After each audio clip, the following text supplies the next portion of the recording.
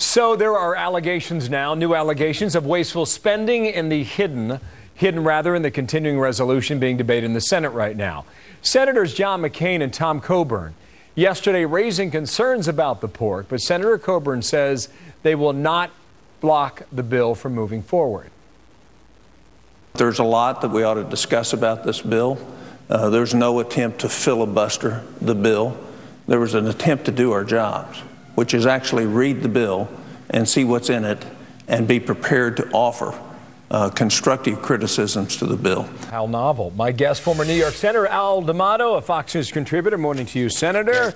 How novel indeed to read the bill first. Well, isn't this amazing? Senator Coburn and Senator McCain say, look, we want 72 hours to read 587 pages that has over $1 trillion worth of spending, and then they get attacked by the Democrats for saying, why are you stalling? And then if you just take a quick look at some of the things that they've pointed out, spending over $150 million for alternative fuel for the military, $26 a gallon. So if you think $4 is high, how about try 26? And by the way, I asked my former colleagues in the Congress, you jackasses, and I say that without respect, how could you authorize a program like that when did you ever hear of natural gas that is so plentiful? If you want to start converting into energy efficiency alternatives, natural gas, so $26 a gallon, $150 million, and that's the kind of pork, that's the kind of thing, and that's why people have disdain for politicians. Well, that's just one example. Here's some more. $300,000 of taxpayer money to promote caviar. Caviar. NASA's invested $1.5 million for an online game. Well, how 300? I got another one. $325,000 from a federal grant to build a Robo-Squirrel, which is designed to answer the question of what happens when a snake is confronted by a robot squirrel, built to look, act, and even smell like the real thing. So we got that going for us. Well, how about a menu of $1 million a year they're spending on the menu for people who travel to Mars? There's no plan to have people traveling to Mars, and yet they put in the budget $1 million, and then we hear them. Listen, was it any different now than when you were a senator? The problem is that it is much more. No, it's not different. We had a lot of wasteful programs, but I have to tell you, the budget situation was not nearly as dangerous as it is today. So we're paying more attention to it now. Oh, and we had better.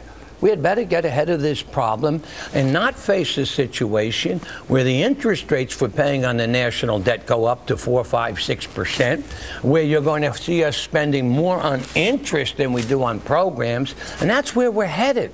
And the warning is being sounded, but my Democratic colleague friends seem not interested in capping or beginning to slow the growth down. No one says eliminate. That idea, it's almost novel outside of Washington, because very few times has any government program been forced to scale back.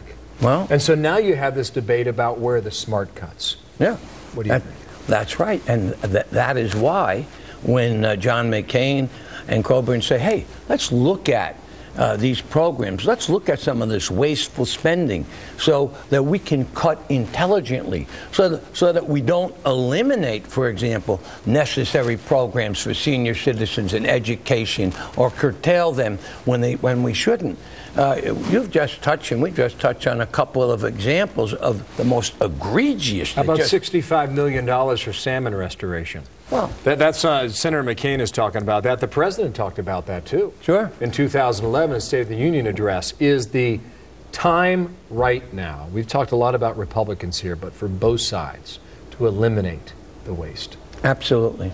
The time is to say that we want to be able to eliminate every one of these absolutely outrageous programs. The pork that we see. You know, I used to fight like crazy, and they call me the pothole senator.